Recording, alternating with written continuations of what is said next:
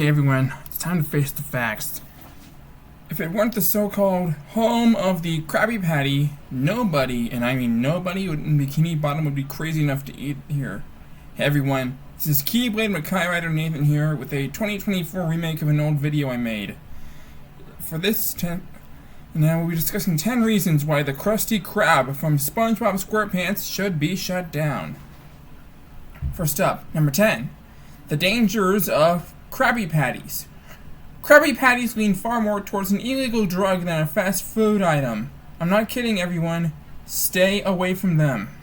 As shown in the episode Just One Bite, Squidward eats numerous Krabby Patties all at once, causing them to literally go right down to his stomach and he actually explodes. On the opposite side of the spectrum, as shown in Pat No Pay, if you haven't had a Krabby Patty for an extended period of time, you'll suffer from Krabby Patty withdrawal, whereas the symptoms include painful stomach cramps until the afflicted gets their patty. Number 9.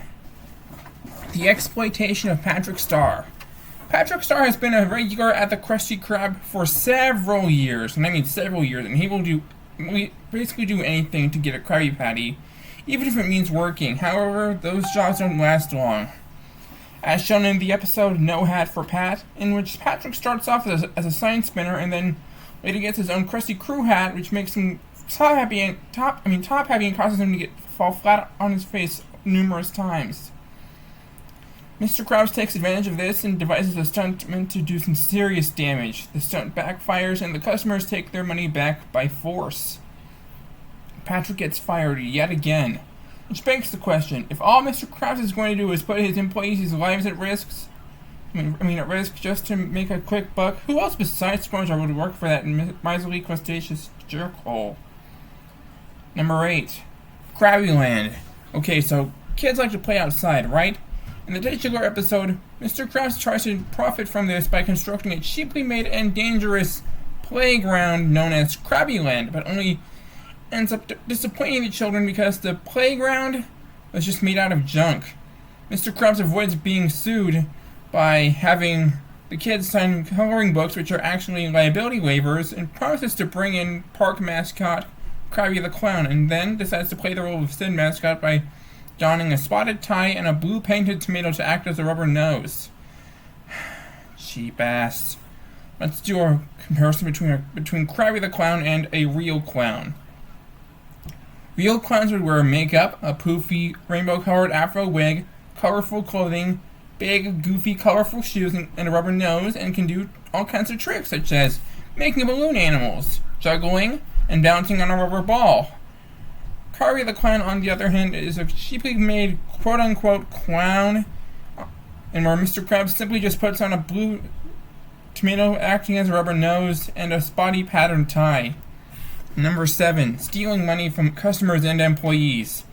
Mr. Krabs has proven time and again to be a very, very greedy person. As shown in Cracked Crabs, and where he has the customers pay $1 per footstep, which is of course absolutely absurd. No way to treat the customers. And in Mutiny on the Krusty, he even has his customers empty their wallets completely before exiting the Krusty Krab.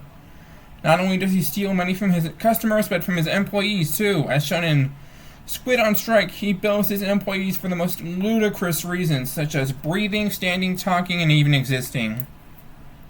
Even worse, as shown in Big Pink Loser, Mr. Krabs is shown having SpongeBob and Squidward pay him to keep their jobs. Number 6. Mandatory patronage. Mr. Krabs has a very strict set of rules regarding his restaurant, such as it is mandatory to order a side of fries, napkins, and drink refills cost extra money, and there are absolutely no free meals for anyone, royalty or not. In fact, according to Mr. Krabs, all money brought into the Krusty Krab must be spent. Even people who aren't even hungry are forced to order food against their will. Sure, there is a money-back guarantee, but it's so small it's impossible to read. Number 5. Animal cruelty to jellyfish. In Jellyfish Hunter, Mr. Krabs learns that the customers like SpongeBob's new Krabby Patty with jellyfish jelly. Mr. Krabs tasks his naive fry cook with capturing all the jellyfish in jellyfish fields. However, unknown to SpongeBob, Mr. Krabs has been opening up a jellyfish sweatshop in where he squeezes, stretches, and juices the poor jellyfish and possibly even kills them. Thankfully, SpongeBob manages to free all the jellyfish, and Krabs ends up on the business end of comic justice by getting painfully zapped. Had SpongeBob not acted in time, the jellyfish wouldn't have gone extinct altogether. Number 4. Reselling old food. Does Mr. Krabs care at all if the food is good or not? Hell fucking no. It must be sold regardlessly. As shown in Born Again Krabs, and where Mr. Krabs has SpongeBob reheat and resell a moldy, old, disgusting Krabby Patty that could possibly kill someone with food poisoning. As a result, no customers came to the Krusty Krab. This isn't the only time he's sold old food. In the episode The Krusty Sponge, Mr. Krabs sells spongy patties, which are Krabby Patties that have turned yellow due to being out of the freezer for too long, which causes the customers to become jaundiced and stick to their stomachs. There was even the time in For Hero to Go where Mr. Krabs has SpongeBob sell Krabby Patties with buns that have been flushed down the toilet. Ugh. Yeah. This action is more than enough reason for the Krusty Krab to be shut down. Number 3. Overworked and underpaid employees. If you're looking for a job in the fast food industry, I suggest that you look for somewhere else to work, because working at the Krusty Krab is a greasy nightmare, if I'm being blatantly honest. Mr. Krabs not only overworks his employees, but he underpays them as well, refusing to give them raises in their paychecks. He even makes them work after hours, as shown in Fear of the Krabby Patty, and where Mr. Krabs has the Krusty Krab opened for 24 hours, only to one up Plankton, and had SpongeBob and Squidward work 43 days of 24-hour non-stop service without going to bed, going home, or going to the bathroom. And as expected, SpongeBob and Squidward are driven into madness. Number 2. Numerous health code violations. While the Krusty Krab has a certain rustic charm to it, sanitary conditions are leaving a lot to be desired. It's usually pretty grimy there, as shown with the walls oozing green-colored slime and the risk of a fungus outbreak, as shown in the episode Greasy Buffoons, and where Mr. Krabs and Plankton each serve foods with ungodly amounts of grease to one-up each other, resulting in the customers becoming sick to their stomachs, lethargic, and addicted to the food's unhealthy flavoring. After seeing Patrick get caught in the crossfire, SpongeBob decides that enough's enough and puts his foot down, and he gets the health inspector involved. Mr. Krabs would be shut down for good had SpongeBob not decided to step in. Here are some dishonorable mentions. Dishonorable mention number 1. Arbitrary terminations. In SpongeBob You're Fired, Mr. Krabs fires SpongeBob just to save a nickel. Apparently, Mr. Krabs is not a good boss, which shows how quickly he'll lose his business if he existed in real life. Dishonorable mention number 2. No wet floor sign. In the episode Krabs vs. Plankton, after Plankton tries to sue Mr. Krabs for everything he's got, it's revealed that Mr. Krabs does not have a wet floor sign in his restaurant, claiming that he had to make some tough business decisions and a wet floor sign would seem superfluous. Yeah, right. Dishonorable mention number 3. Having to pay to use the bathroom. At the end of SpongeBob You're Fired, an old man who needed to take a leak really badly couldn't use the bathroom because he did not have a nickel. Pay-to-use bathrooms are common in Europe, but in the U.S., a business that makes people pay to use the restroom would be shut down.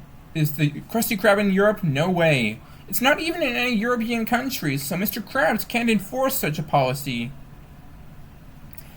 Dishonorable mention number 4. Inflated prices. In the first SpongeBob movie, Mr. Krabs makes the menu prices over $100. For example, $101 for a Krabby Patty with cheese. And now for the final pick, number 1, the Nasty Patty incident. In the episode The Nasty Patty, Health Inspector Yellowtail arrives at the Krusty Krab for its yearly health inspection, and Mr. Krabs knows that if there's just one violation, then the Krusty Krab would be shut down for good.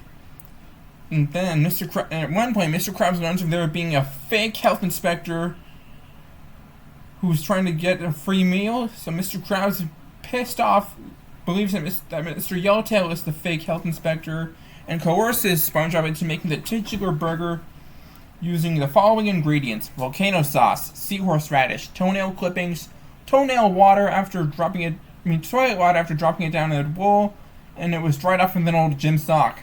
Ugh. Gross meat right out the fucking door. They thought they ate the tainted Krabby Patty, but it was actually a fly going into his mouth, making him choke, and Mr. Yellowtail hit the back of his head on the table and boom, got knocked out. When another news report reveals that the fake health inspector has been captured, that the real fake health inspector has been captured, Mr. Krabs and SpongeBob panic because they believe that they murdered the real health inspector Yellowtail and try to bury the corpse. Even though Yellowtail had come in and out of unconsciousness 2 or 3 times, the Krusty Krab still passes the health inspection. Yeah, this is one of the reasons why I would rather work at either the Chum Bucket, Nasty Burger from Danny Phantom, or even Freddy Fazbear's Pizza. If it were up to the Better Business Bureau, or of course the Bikini Bottom Bogus Business Bureau, the Krusty Krab would be shut down and scheduled for demolition. Mr. Krabs would be serving the remainder of his life in prison, and SpongeBob and Squidward would be unemployed and have to look for a new job.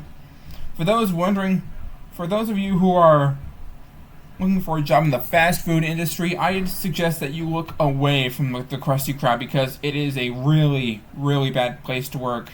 At that place you'll be overworked, underpaid, and treated like you're in a sweatshop. And that so-called business is run by a crustaceous cheapskate who is overly obsessed with making money.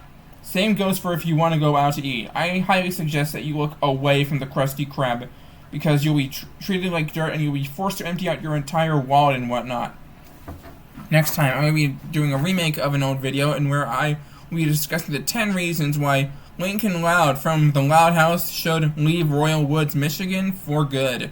This is Keyblade Mackay Rider Nathan signing off. See you later and have a good one. Bye!